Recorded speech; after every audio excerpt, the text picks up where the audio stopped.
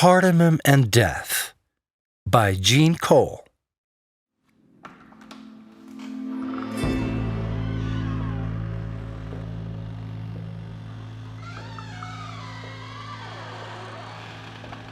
Gerry, currently the only hobgoblin in the palace of Underhill, walked alone from the dining room to his quarters on the third floor over the library. The subterranean tunnels twisted through the mountain's heart with copper and bone lanterns to light the way. Around the second turn, he realized that the blasted tunnels had shifted again and he was lost.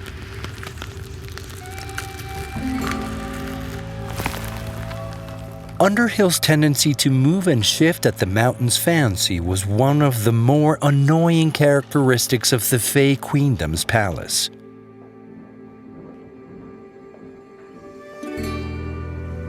He shifted his weight and adjusted his glasses, the thin frames tiny in his large hobgoblin hands. Some said having hobgoblins around to serve the tall high fae was dangerous, no matter his needed expertise. They whispered that he couldn't be trusted not to use his secondary form against any fairy, regardless of short pixie, winged sprite, or tall high fae.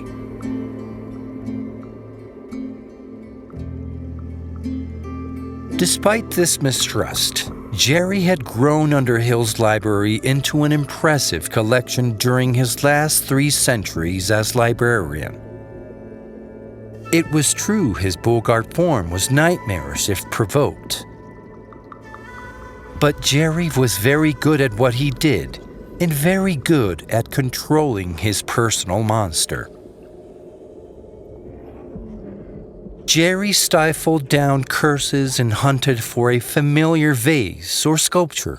It was late, and even multiple lanterns and torches couldn't dispel all of the interior shadows. They lurked in crevices and around corners, lying in wait for the unwary. Gerry ignored them. They couldn't hurt him, at least not on this night.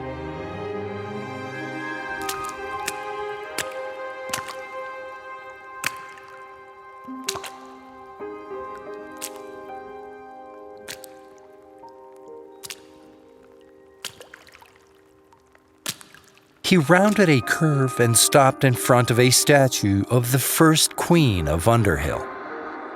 Her perfect granite face guarded the entrance to the catacombs, where down the secret stairs and through the tunnels below, the Fey Queens of Underhill lined up for their immortal sleep in stone and bone caskets. The statue's 5-pointed crown touched the top of her alcove, but the trap door at her feet gaped open like the maw of some beast. Typically, it lay flush against the marble floor. Only magic could open it. Now it was hinged open, teetering perpendicular from the ground, revealing a square of ebony darkness, and somewhere in there, stairs.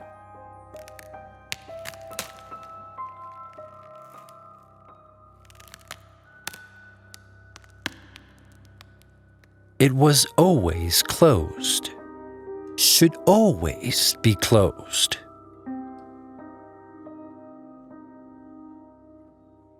Gerry leaned over it, peering into its depths. His glasses slid and he fumbled from the frames. They slipped through his fingertips and shattered with a crunch. He leaned over, the world blurry and rotating. Gerry had 2 independently functioning eyes, one green eye fairly normal, and a golden one that helped with magic, though it was still blurry without glasses. It had taken him months to find suitable frames.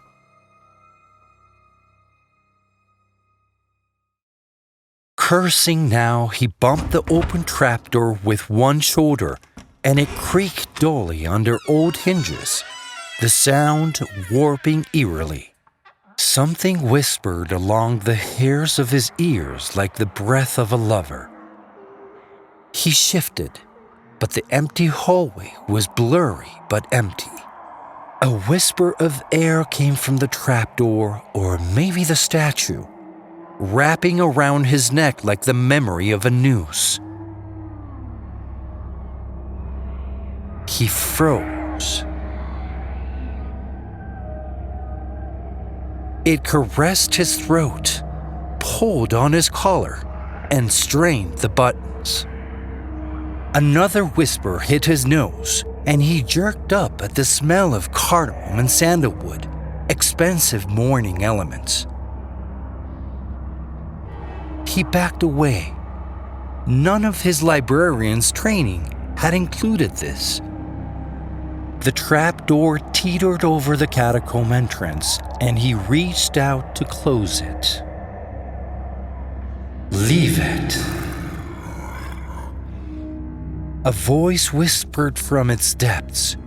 It was musical, but hollow, as if an echo had a voice. "Who's there?" he called. Something stirred in the dark hole, a muted slip of cloth against stone and the faintest bit of fog. A chill spread crawling down his spine and along his arms, tingling as it went. The world was blurry without glasses, but the smell grew stronger and more complex, the smells of wealthy morning. The fog in the hole condensed, gathering and thickening into a dull, dirty white until tendrils of fog eased out of the trap door, tasting the air, crawling across the ground towards his toes.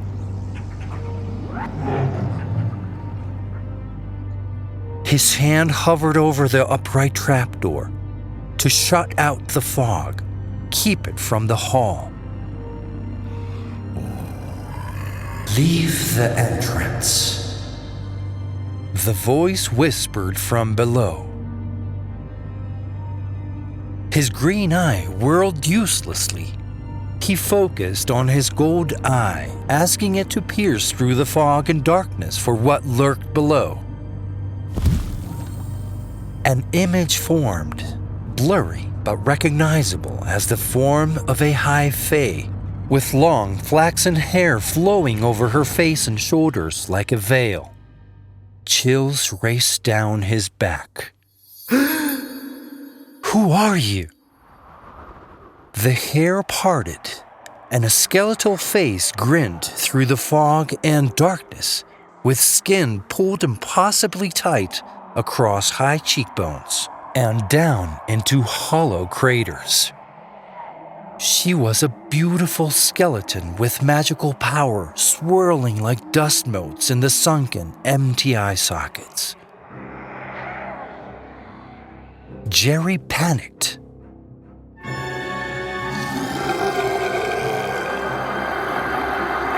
The change hit swiftly, the Bogart rippling outward. His muscles tore and reformed painfully, his voice caught between a scream and a sob. The Bogart changed into whatever form most terrified its victim, and the viciousness to use that form rushed through Gerry like harsh whiskey. It seeped into every pore, down every hair, into every mole, ripping apart his form for fierce purposes.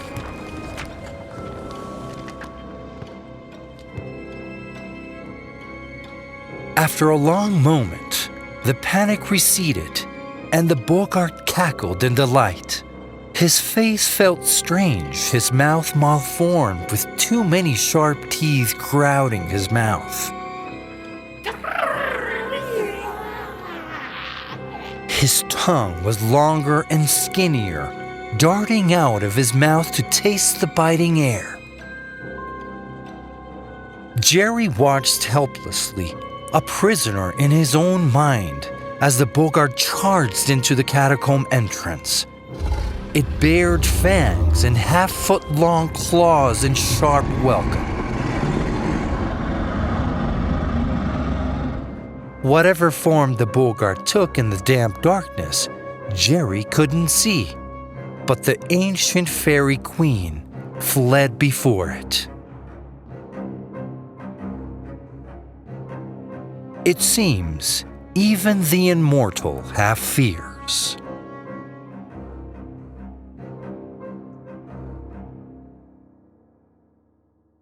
Jean Cole is a speculative fiction writer based in Chicago, Illinois. She's found sitting in coffee shops staring at the rain and stringing words together.